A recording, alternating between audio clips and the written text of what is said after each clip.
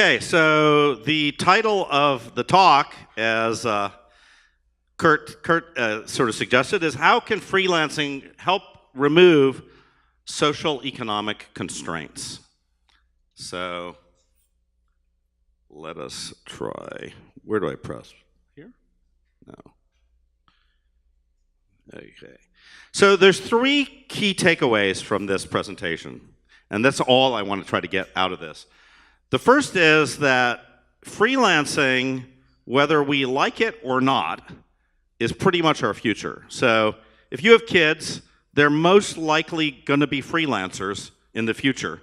And they're most likely going to be finding their work on the internet. That's the reality. They're not going to be working for Tesla or Google or Apple. I mean, some of them might, but most likely they're going to be freelancers. The second is that there's this misconception that freelancing is sort of low-paying jobs. And yes, it's true. There's 7 million Uber drivers, and they're not always very happy. They're driving UberX and not making a lot of money. Really, there is another path forward where freelancing can provide high-paying jobs, and it can provide high-paying jobs in places like Puerto Rico, but also in places like Raleigh, North Carolina. That is another really positive thing that I think we can try to take out of this. And the last thing is, I believe that technology, and specifically crypto, are going to play an enormous part in this revolution of freelancing. And I'm going to talk a little bit about that. So, first of all, freelancing is our future. And again, some people may not like that. Some people may want to think, well, Jesus, let's regulate. Let's make sure everybody has full-paying jobs at older companies. But that's just not happening, guys. That's a dream. And let me explain why. First of all, this is just over the last 3 years, and you can see how freelancing is growing. Regular jobs in America are not growing. They've grown 2% over the last 3 years. Freelancing, on the other hand, has grown 8%. So you have this massive growth in the economy of freelancing relative to everything else. And by the way, that 2% includes the 8%, right? So that's just it's basically the only thing that's growing right now in the US economy is freelancing. And we are rapidly moving to, in 2027, 9 years from today, the majority of us will be freelancers. That's just an amazing stat. I think most people are just not aware of that we are going into a freelance-only economy. People say 20 years from now, it may be as low as 25% of us have full-time jobs. That is some of the stats that we're looking at. So this is an unstoppable thing. It's just happening every single year. It's getting closer and closer. It's not something that's just an exponential thing. It's just a trend. And we're not stopping that. So why is this trend happening? Well, it's for obvious reasons, right? The economy is very fluid. People want jobs. They want to hire people for a small thing, for a gig. They don't want to hire people and lock them in and to have fixed office space, fixed commitments, et cetera. People want the flexibility. Companies want the flexibility of hiring freelancers. But also freelancers are starting to like it more and more. So one of the things that is amazing is that of the freelance community, people who have traditional jobs and decided to go freelance, 2/3 of them are making more money now as freelancers than they did in their prior lives. So it is not the case that these are people who are taking this huge pay cut and driving Ubers. No, it's people actually who had regular jobs and now are doing consulting and other things, and they're making more money than they ever have before. And now, thanks to the internet and thanks to tools like we're developing and other tools like Slack, Skype, Telegram, and everything else, people are now have the option to live wherever they want and do this stuff. So you don't have to live in San Francisco. You could live in Raleigh, North Carolina, where I used to live, where you can buy a great house for $250,000 in Raleigh, North Carolina. Cost of living is substantially lower than it is in San Francisco or in New York. Places like San Juan, Puerto Rico.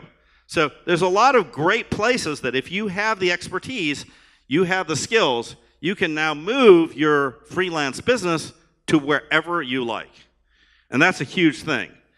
So, we don't have to be the Twitter employee who's making $160,000 a year and who's starving in San Francisco, right? We don't have to have that thing. That same guy can now move to San Juan, New Mexico, wherever he wants to be, or she wants to be, and really enjoy a high lifestyle with doing the exact same work on their own terms.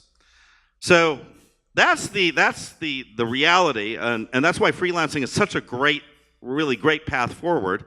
Now, how are we going to actually get this? So all these freelancers who are now representing 45% of the US economy actually start representing 45% of our GDP.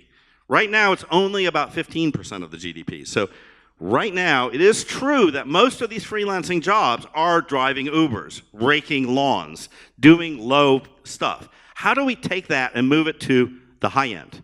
Well, we're going to do that with better marketplaces. So we have freelance marketplaces, right? So in this world of freelancing, you would expect there to be something like Google for freelance. So you come in, you type patent attorney, and you find a patent attorney. That does not exist right now, right? What we have is freelance marketplaces that cater to the absolute low end. Upwork, which is what some people know the old Odesk or Elance. They've combined, they created Upwork. Some people know about Fiverr. Well, Fiverr is literally you do something for $5, right? That's what the existing freelance marketplaces are today. And they need fixing. They need fixing because they have high fees. There's zero transparency in these marketplaces. And they're, as I said, they're really just catering to the absolute bottom of the market. So let's talk about these marketplaces a second. Upwork and Fiverr both charge 20% to the end user. They're taking 20% out of the market. Why do they have to take so much money? Well, they're based on credit cards, right? And if you're dealing with a credit card-based marketplace, you have 3% fees each way. So that's 6%. But on top of that, you have chargebacks, you have buyer fraud, and if you've ever run a marketplace, I have, you are going to see that basically those are about 10%. Some of these bad actors can really ruin your margins. So the only way around that all these marketplaces have done is basically to charge 20% in order to remain even viable. But if you charge 20%, you can't show who the people are in your marketplace. So if you are Upwork and you're looking at an app developer, you're going to be hiring Nikolai Y, Android developer. Now, Nikolai Y, I have no idea who Nikolai Y is, right? I can't look at his GitHub because then I would be able to go and hire Nikolai Y directly without paying the 20%. So imagine hiring a developer without knowing their GitHub. That's pretty terrible.